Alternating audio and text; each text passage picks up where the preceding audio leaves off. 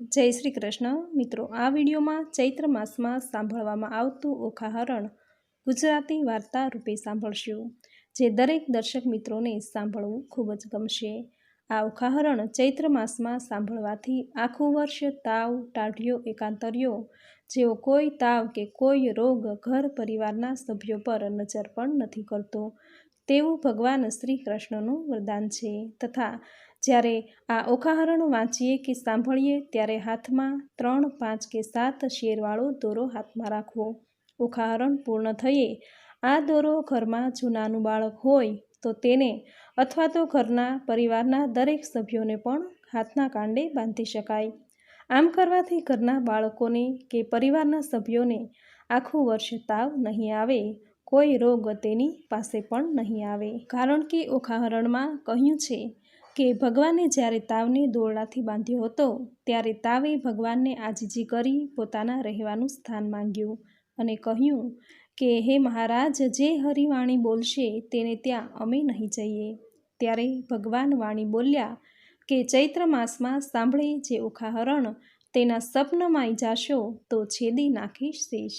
ત્યારે તાવે કોલ આપ્યો કે ચૈત્ર માસમાં ઓખાહરણ જે એકવાર સાંભળે તે વર્ષમાં ન જાઓ, 2 વાર જે સાંભળે તેને દેખીને નાસી જાઓ, 3 વાર જે સાંભળે તેને જન્મમાં ન દીઠું તેવો કોલ આપી તાવ કૈલાસધામ સીધાવી ગયા અને શિવના ગણ બની ગયા। આથી જ આ મહિનામાં ઓખાહરણ સાંભળવાનો કે વાંચવાનો મહિમા છે। તો મિત્રો, આ હતું ઓખાહરણ સાંભળવાનું મહાત્મ્ય। હવે સાંભળશું ઓખાહરણનો ભાગ પહેલો ગુજરાતી વાર્તા રૂપે લખાણ સાથે, જેમાં સાંભળશું બાણાસુરને ઉત્પાતોનું દર્શન।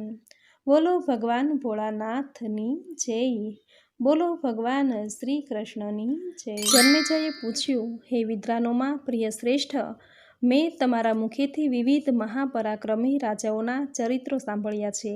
તમે મને હવે મહાન અસુર સમ્રાટ બાણાસુરના વિષયમાં વિસ્તારપૂર્વક વર્ણન કરો। તપોધન તે અસુર હોવા છતાં દેવાધિદેવ મહાદેવજીના પુત્ર ભાવને શી રીતે પ્રાપ્ત થયો કે જેથી ભગવાન શંકરે સ્વયં એની રક્ષા કરી અને તેના સહવાસમાં રહેનારા ગણો સહિત ભગવાન સ્કંદે કાર્તિકેય પણ તેનું રક્ષણ કર્યું। જન્મેજય થોડીવાર અટકીને પછી બોલ્યા કે બળવાન બલિનો પુત્ર પોતાના 100 ભાઈઓમાં સૌથી મોટો હતો અને તે સેંકડો દિવ્યાસ્ત્ર ધારણ કરી સહસ્ત્ર ભુજાઓ વાળો હતો। ભગવાન શંકરે તેનું રક્ષણ કર્યું હતું। એટલું જ નહીં, પણ એ બાણાસુર ગણો સહિત એવા કાર્તિકેય સાથે જ સહવાસ પામ્યો હતો। બલિરાજને 100 પુત્રો હતા, બાણાસુર તેમાં જ્યેષ્ઠ પુત્ર હતો। તેથી ચોપાસ સેંકડો મહાબળવાન અને વિશાળ દેહધારી યોદ્ધાઓ વીંટળાયેલા રહેતા, છતાં પણ શ્રીકૃષ્ણે બાણાસુરને યુદ્ધમાં શી રીતે પરાજિત કર્યો હતો? બાણાસુર આવેશયુક્ત હોય, યુદ્ધની ઈચ્છા ધરાવતો હતો, તો પણ તેને જીવતો શા માટે છોડ્યો હતો? સંત શિરોમણી વેદવ્યાસજી બોલ્યા, હે જન્મેજય, અપાર તેજવાળા શ્રી કૃષ્ણનું આ લોકમાં બાણાસુર સાથે જે મહાયુદ્ધ થયું હતું તે વિશે તમે સાંભળો। એ યુદ્ધમાં બાણાસુરને રુદ્ર કાર્તિક સ્વામીનો પણ સહારો હતો। આમ છતાં પણ એ યુદ્ધમાં પોતાના વખાણ કરનાર બાણાસુરને જીત્યો હતો અને તેને અંતે જીવતો છોડ્યો હતો। બાણાસુરને જે પ્રમાણે ભગવાન મહાદેવે વરદાન આપ્યું હતું, હંમેશા પોતાની નજીક જ રહેવાનું તેને વચન આપ્યું હતું તથા પોતાના ગણોના નાયકનું પદ આપ્યું હતું। બાણાસુરનું ભગવાન શ્રી કૃષ્ણ સાથે જે મહાભયંકર યુદ્ધ થયું હતું તેમાં બાણાસુરને ભગવાન શંકરનો સાથ હતો તથા તો પણ શ્રી કૃષ્ણે તેને પરાજિત કર્યો અને જીવતા છોડવાનું કારણ તથા દેવાધિદેવ ભગવાન શંકરના પુત્રપણાને બાણાસુર કેવી રીતે પામ્યો હતો અને જેને કારણે એ મહાભયંકર યુદ્ધ થયું હતું એ સઘળું વૃત્તાંત હવે તમે સાંભળો। વેદવ્યાસજી આગળ બોલ્યા, એકવાર કાર્તિક સ્વામી રુદ્રનું આરાધન કરી રહ્યા હતા ત્યારે તે જોઈને મહાપરાક્રમી બલિપુત્ર બાણાસુર અતિશય આશ્ચર્ય પામ્યો। તેને પણ ઉગ્ર તપ કરવાનું મન થયું। ઉગ્ર તપ કરીને ભગવાન ભોળાનાથને પ્રસન્ન કરીને તેમના પુત્ર થવાની બાણાસુરને ઈચ્છા થઈ હતી।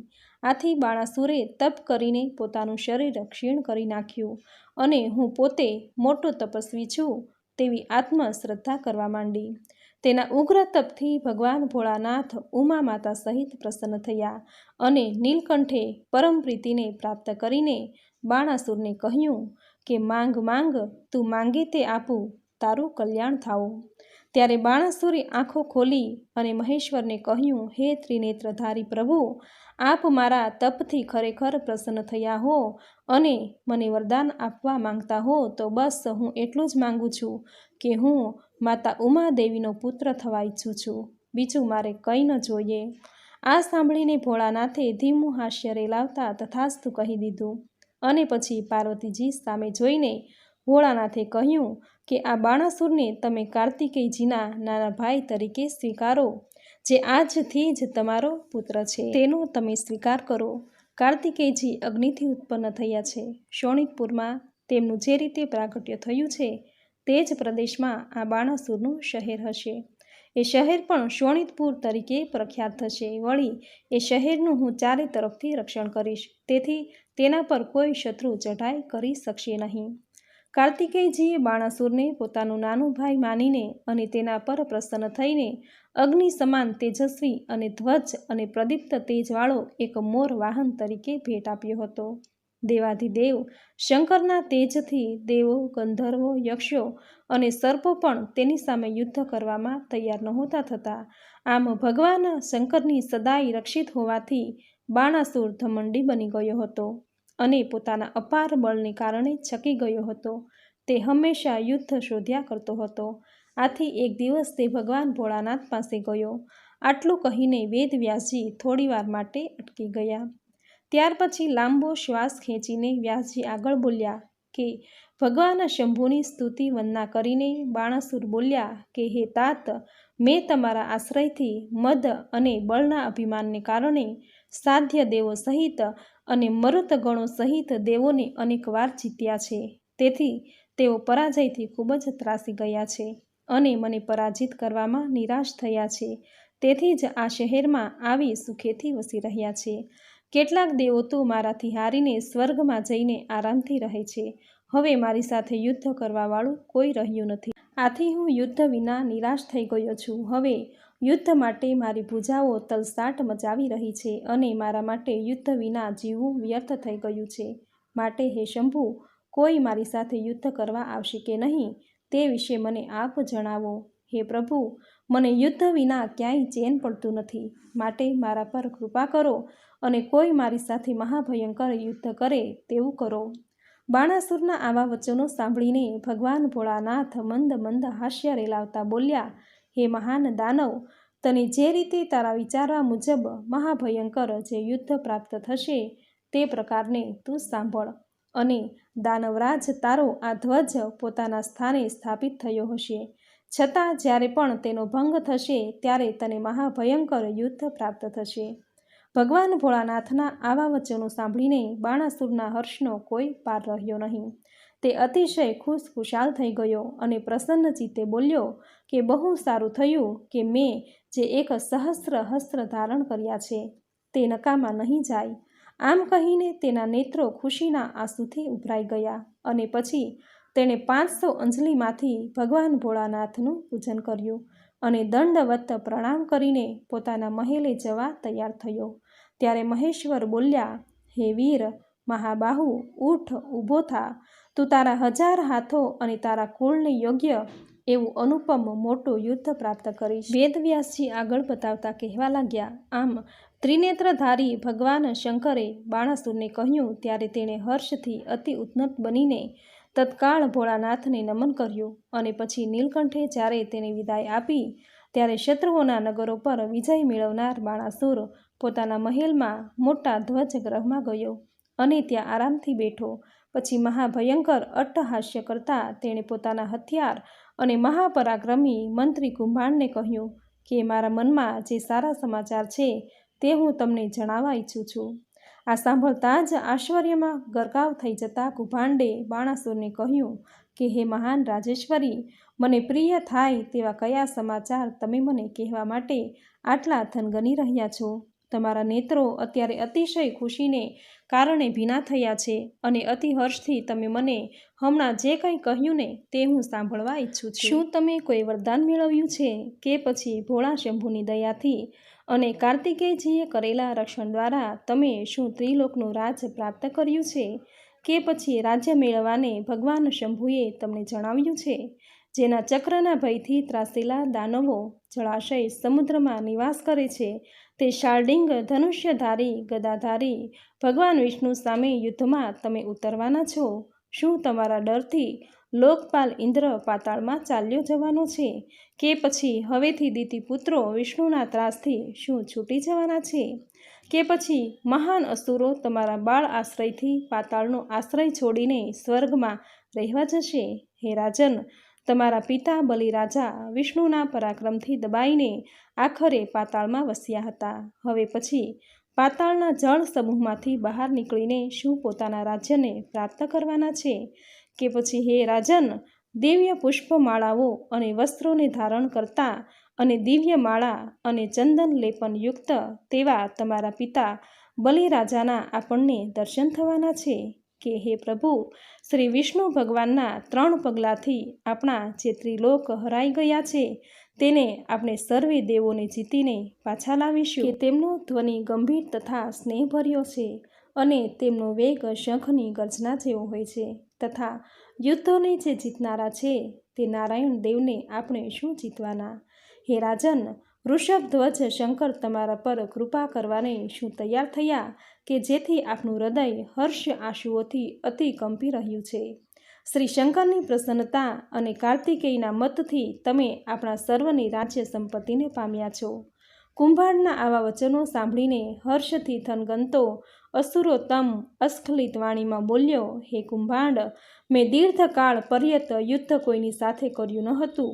આથી મેં ભોળાનાથને પૂછ્યું કે હે દેવ, લાંબા સમયથી કોઈની સાથે મહાભયંકર યુદ્ધ કરવાની ઘેલછા થઈ રહી છે તો મારા મનને સંતોષ થાય તેવું યુદ્ધ મને ક્યારે પ્રાપ્ત થશે? મારું આટલું બોલવું સાંભળીને દેવાધિદેવ ભોળા શંભુ પ્રથમ તો ખડખડાટ હસી પડ્યા અને પછી બોલ્યા, હે બાણાસુર, તું અતિશય મોટું અદ્ભુત યુદ્ધ મેળવશે. હે દાનવ, મોર પક્ષીની નિશાનીવાળી તારી ધ્વજાનો ભંગ થશે કે પછી તૂટી જશે ત્યારે હે દિતિનંદન તને મહાયુદ્ધ પ્રાપ્ત થશે. શંકર ભગવાનના આવા વચનો સાંભળીને હું પ્રસન્ન થયો અને ભોળાનાથને પ્રણામ કરીને તારી પાસે આવ્યો છું. બાણાસુરના આવા વચનો સાંભળીને કુંભાંડે બાણાસુરને કહ્યું, હે રાજન, આ જે વચન કહો છો તે યોગ્ય નથી. કુંભાંડ બાણાસુર આ વાત કરી રહ્યા હતા ત્યારે લોકપાલ ઇન્દ્રના વ્રજથી હણાઈને બાણાસુરનો તે ઊંચો ધજા અતિ વેગથી જમીન પર તૂટી પડી. તે ધજાને પડેલી જોઈને બાણાસુર આનંદ વિભોર થઈ ગયો. તેને યુદ્ધના આગમનનો અણસાર આવવા માંડ્યો. પછી ધરતી પર ઇન્દ્રનું વ્રજ પડવાથી ધરતી પણ કાંપવા લાગી. ભૂમિ પરની બિલાડી અવાજ કરવા લાગી. તે અમંગળ ગર્જના કરવા લાગી. દેવેન્દ્ર ઇન્દ્ર શોણિતપુરમાં ચારે તરફ અઢળક રક્ત વરસાવા લાગ્યો. સૂર્યમંડળને ભેદીને મોટી ઉલ્કાઓ પૃથ્વી પર ખરવા લાગી. દેવ નક્ષત્રોમાં ઉદિત થયેલો એટલે કૃતિકામાં પ્રવેશેલ સૂર્ય આ નક્ષત્ર બાણાસુરનું જન્મનું હતું. ભરણીને બરાબર પીડવા લાગ્યો. ચૈત્ય વૃણો પણ સેંકડો હજારો રક્તધારાઓ અચાનક જ પડવા લાગી. તારાઓ ખરવા લાગ્યા. વળી હે રાજન, અમાસમાં પૂનમરૂપ પર્વ નહીં હોવા છતાં સહુએ સૂર્ય અને ચંદ્રનો ગ્રાસ કરવા માંડ્યો. એટલે કે અણધારેલું સૂર્યગ્રહણ અને ચંદ્રગ્રહણ થવા માંડ્યું. લોક સંહાર સૂચવતા તે કાળે મોટો વ્રજપાત થવા લાગ્યો. દિવસ રાત ચમકારવાળું ત્રિરંગી પરિધ ગોળાકાર મંડપ સંધ્યાના રોગવાળું હોય સૂર્ય આસપાસ તેને ઘેરવા લાગ્યું. મંગળ ગ્રહ કૃતિકા નક્ષત્ર વક્રી ગયો. બાણાસુરના જન્મ નક્ષત્ર ભરણીનો જાણે તિરસ્કાર કરતો મંગળ જણાતો હતો. દાનવ કન્યાઓ તેની પૂજા કરતી હતી. ચૈત્ય વૃક્ષ તેને અસંખ્ય શાખાઓ હતી તે એકાએક જમીન પર તૂટી પડ્યું. બાણાસુર આવું બધું જોવા સાંભળવા છતાં પોતાના બળથી અભિમાની થઈ ઉઠેલો તે કંઈ પામી શક્યો નહીં. પણ બુદ્ધિશાળી કુંભાંડ અમંગળની એંધાણી તરત જ ઓળખી ચૂક્યો હતો. આથી બાણાસુરના એ બાહોશ મંત્રીએ તેને સમજાવવા માંડ્યું, હે રાજન, તમારી સમક્ષ આજે બધા ઉત્પાતો થતા દેખાય છે. તે કાંઈ શુભ સંકેતો નથી. હવે આ યુદ્ધથી તમારા રાજ્યનો વિનાશ થશે. તમારી દુષ્ટ નીતિને કારણે અમે તમારા સર્વ પ્રધાનો, સેવકો તથા અનુયાયીઓ થોડા જ સમયમાં નાશ પામીશું. ઇન્દ્રની ધજા સમાન આ દૈત્ય વૃક્ષનું પોતાના ગર્વથી જ પતન થયું છે. તે જ રીતે મોહને કારણે બળની આકાંક્ષા રાખનાર અને વ્યર્થ ગર્જના કરનાર તમારું આ ઘમંડના કારણે પતન થશે. શંકર ભગવાનની કૃપા વડે અને ત્રિલોકનો વિજય મેળવ્યો છે, પણ હવે ગર્વને કારણે તમારો વિનાશ જણાય છે. તેથી જ તો તમે યુદ્ધ માટે તડપી રહ્યા છો અને યુદ્ધ કરવા માટે મોટી ગર્જના કરી રહ્યા છો. કુંભકના વચનો પર ગર્વિષ્ઠ બાણાસુરે જરા પણ ધ્યાન ન આપ્યું, પણ તેનું મન તો એટલું પ્રસન્ન થતું હતું કે તેણે મદિરાપાન કરીને પોતાના હરખને વધારવા લાગ્યો. બીજી બાજુ કુંભાંડ ભાવિના અંધકારભર્યા વાદળો આવતા નિહાળીને અત્યંત ચિંતિત હતો. તે રાજ મંદિર તરફ ગયો અને તત્વાર્થનો વિચાર કરવા લાગ્યો. રાજા મહાસુર પ્રમાદી દુષ્ટ બુદ્ધિનો થયો છે. તે વિજયના ઉન્માદમાં યુદ્ધ ઈચ્છે છે, પણ મદથી ચકી ગયેલો તે યુદ્ધના પરિણામને જાણતો નથી. આ મહા ઉત્પાતોથી જે ભય જણાય છે તે મિથ્યા થનાર નથી, છતાંય આ સર્વ ઉત્પાતોનું દર્શન મિથ્યા થાય તેમ છે, કારણ કે અહીં ત્રિલોકધારી શંકર અને મહાપરાક્રમી કાર્તિકેય સાક્ષાત બિરાજે છે. તેથી અમારો આ દોષ ઉત્પન્ન થઈને પણ કદાચ પરાજય પામે, નિષ્ફળ જાય તેવી શક્યતા છે. છતાં દાનવોનો નાશ થાય જ નહીં. આ રાજાના દુરાત્માપણાથી દોષિત તો થશે જ. ત્રિભુવનપતિ શંકર ભગવાન દેવો તથા દાનવોના પણ સર્જક છે. તેમણે તથા કાર્તિકેયજીએ અહીં શોણિતપુરમાં નિવાસ તો કર્યો જ છે. કાર્તિકેયજી બાણાસુરને પોતાના પ્રાણથી પણ વધારે ચાહે છે અને ભોળાનાથને પણ તે અતિશય પ્રિય છે. પણ બાણાસુરે ગર્વિષ્ઠપણાથી પોતાના વિનાશ માટે જ ભોળાનાથ પાસે યુદ્ધરૂપી વરદાન માંગ્યું છે, અને યુદ્ધને કારણે જ બાણાસુર લાલચુ રહે છે અને તેથી અંતે તો મરવાનો જ છે. જો કવચ વિષ્ણુ ભગવાનને આગળ કરીને ઇન્દ્ર વગેરે તેઓની અહીં યુદ્ધ માટે પ્રાપ્તિ થશે તો શંકરના હાથે જ બધું બરાબર થઈ જશે, કારણ કે આ શંકર અને કાર્તિકેયજીની સામે આવીને તેને યુદ્ધ આપવા માટે કોણ શક્તિમાન થશે? એ બંને દેવો બાણાસુરને મદદ કરવા માટે જ ઈચ્છા ધરાવે જ છે. ગમે તેમ પણ દેવોના દેવ ભગવાન શંકરનું વચન કોઈ કાળે પણ મિથ્યા નહીં થાય. તેથી સર્વ દાનવોનો નાશ કરનાર મહાયુદ્ધ અવશ્ય થશે જ. આ તત્વાર્થને જાણનારો કુંભાંડ ખૂબ જ ચિંતિત હતો. પછી તે મહાઅસુરે મનમાં કલ્યાણકારી સમાધાન કર્યું. જે લોકો પુણ્યકર્મો કરનાર દેવો સાથે વિરોધ ધરાવે છે તેઓ યુદ્ધમાં જેમ બલિરાજા બંધાયો હતો તે જ રીતે વિનાશને પામે છે. આ પ્રમાણે ઓખાહરણની કથા વાર્તાનો પ્રથમ ખંડ સમાપ્ત થયો. બોલો ભગવાન ભોળાનાથની જય. પ્રભુ પરમાત્માને નમઃ. મિત્રો, ખૂબ જ સુંદર શબ્દોમાં વાર્તા રૂપે ઓખાહરણ આ વિડીયોમાં આપણે સાંભળ્યું, જે સાંભળવું તમને જરૂર ગમ્યું હશે. મિત્રો, ચૈત્ર મહિનામાં ઓખાહરણ સાંભળવાનો મહિમા છે. આ મહિનામાં ગમે ત્યારે આ ઓખાહરણની કથા વાર્તા તમે સાંભળી શકો છો, જે સાંભળવાથી તાવ, તરિયો, એકાંતરિયો, ટાઢિયો તાવ કે કોઈ રોગ પાસે પણ નહીં આવે. તો મિત્રો, ઓખાહરણની કથા વાર્તાનો ભાગ પહેલો જે તમે પૂરી શ્રદ્ધાથી અંત સુધી સાંભળ્યો, જે સાંભળવો તમને જરૂર ગમ્યો હશે. તો વિડીયોને લાઈક કરી કોમેન્ટમાં જય શ્રી હરિવિષ્ણુ, જય ભોળેનાથ જરૂર લખજો. ચેનલ પર જો નવા છો, આ ચેનલમાં તમે વિડીયો પહેલીવાર જોઈ રહ્યા છો તો ચેનલને સબસ્ક્રાઈબ કરી બાજુમાં બેલ આઇકન પ્રેસ કરી દેજો, જેથી આપણા આવતા દરેક નવા વિડીયોની નોટિફિકેશન તમને મળતી રહે. તો ફરી મળીશું આવી જ નવી ધાર્મિક માહિતી, નવી ધાર્મિક કથા સાથે. ત્યાં સુધી આપ સૌને મારા જય શ્રી કૃષ્ણ.